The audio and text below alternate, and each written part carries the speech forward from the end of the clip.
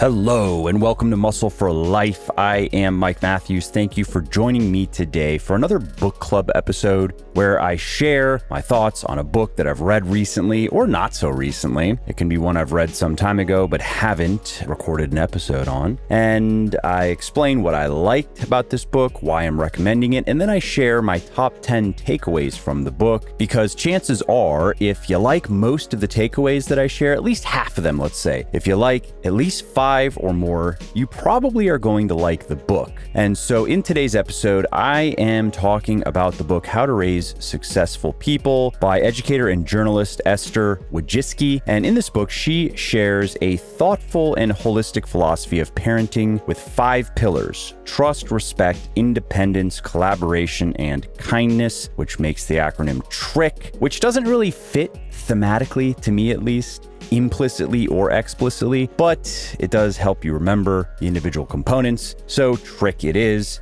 And in the book, Wojcicki argues that our ability to embrace these qualities as a parent will greatly help our children become independent, resilient, caring, and successful adults who are capable of living a meaningful life. And I think she's onto something.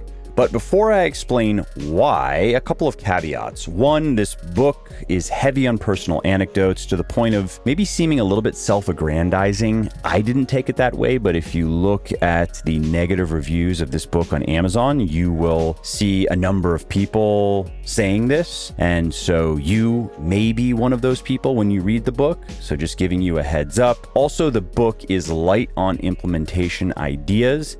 And so that means that it's going to be on you to figure out how to take these principles and put them into action. And some people don't like that because it adds work and it takes time and it's more difficult than just reading somebody else's ideas, and I understand that. However, you can come up with your own ideas for implementation with some rumination, or you can turn to ChatGPT, for example, and it can provide you with all kinds of ideas. It's quite good at that, actually. If you feed it source material and then explain your specific circumstances, it can come up with all types of ways that you can apply what you've learned to your life with your kids. And so, despite those 2 shortcomings, I still enjoyed How to Raise Successful People. I'm still recommending it because Wojcicki's formula identifies what seemed to me as several of the first principles of productive parenting, part of the 20% of parental attitudes and actions that produce 80% of the outcomes. Now, that isn't to say that following her formula is easy. It's not. But if you are willing to treat the teachings in this book as a compass, because they won't serve as a map. If you're looking for a map, this book is not going to give it to you, but it can give you a compass. And if you're willing to look at it that way, and if you're willing to try, fail, and try again in implementing its teachings, you will inevitably become a better parent. One final note is this book is not a Bible of parenting. It's not the only book that you should read if you want to become a better parent, but it's an easy read. There are some valuable insights in it. And even if you only take away a few good ideas and put them to good use, I think that that's a good ROI on the time. Okay, so let's get to my top 10 takeaways from this book. The first one, quote, "Our goal is not to create a stress-free and hardship-free environment for our children. The painful and difficult experiences are often how we grow. Our goal is not to take these challenges and the growth that results from them away from our children, the fatal flaw of helicopter parenting, but to help our children face these challenges and learn from them." 2, quote, "Respect is a complicated topic. First, there is respect for your child as an autonomous person. Respecting the timeline of a child's development isn't only about walking and talking. Patience, sometimes lots of it, is needed here. Development is also about turning into the person we're meant to be, and this process requires a deeper layer of respect, accepting a child for who he is and letting his life unfold accordingly.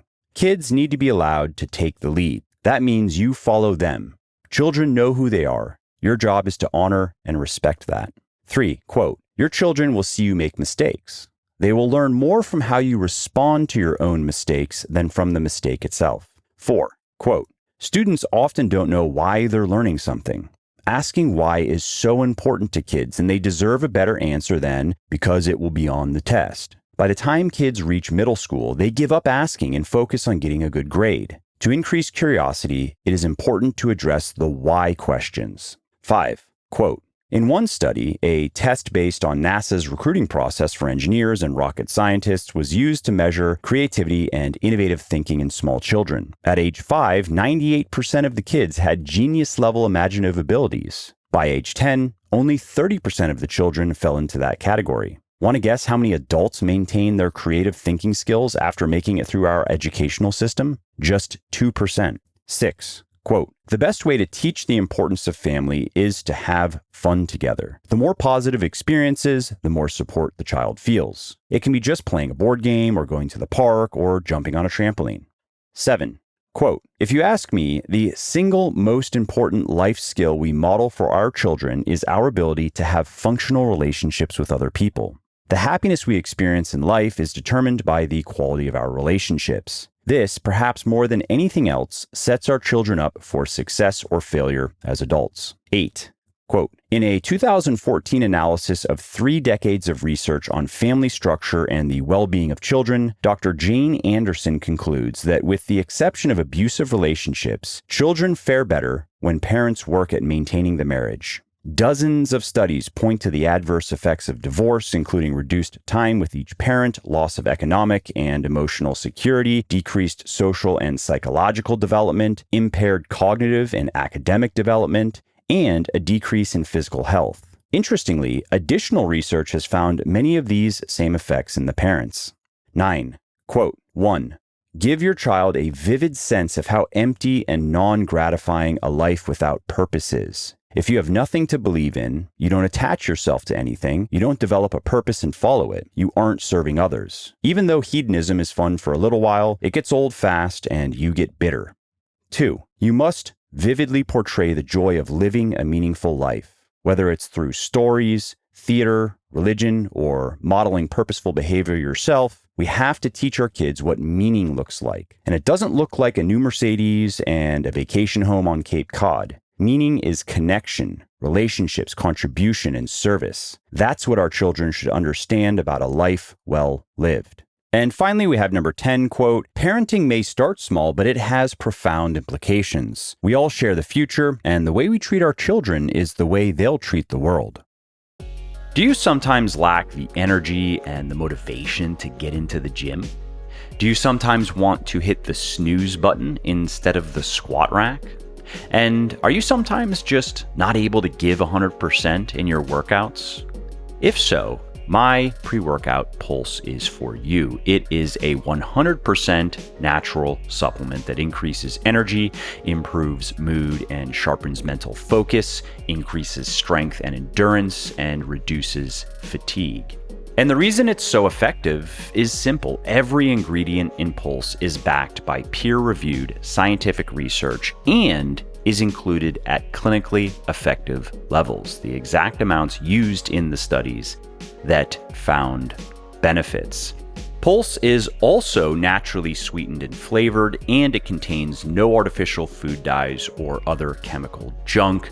And all that is why I've sold over 850,000 bottles of Pulse, and why it has over 11,000 4- and 5-star reviews on Amazon and on my website. So if you want some help getting fired up, zeroed in, and ready to crush your workouts, then you want to try Pulse today. Go to buylegion.com, that is BUY, legion.com/pulse, and use the coupon code MUSCLE at checkout, and you will save 20% on your entire order if it's your first order with us. And if it's not your first order, you will get double reward points on the entire order, and that is 6% cash back instead of the normal 3% cash back that you get from our reward program. And know that if you don't absolutely love Pulse, just let us know and we will give you a full refund on the spot. No forms, no return even is necessary. So you can't lose. Go to buylegion.com/pulse, order now, use the coupon code MUSCLE, save 20%, try Pulse risk-free, and see what you think. Well, I hope you liked this episode. I hope you found it helpful. And if you did, subscribe to the show because it makes sure that you don't miss new episodes. And it also helps me because it increases the rankings of the show a little bit, which of course then makes it a little bit more easily found by other people who may like it just as much as you. And if you didn't like something about this episode or about the show in general, or if you have ideas or suggestions or just feedback to share, shoot me an email, mike@muscleforlife.com, muscleforlife.com, and let me know what I could do better or just what your thoughts are about maybe what you'd like to see me do in the future. I read everything myself. I'm always looking for new ideas and constructive feedback. So thanks again for listening to this episode, and I hope to hear from you soon.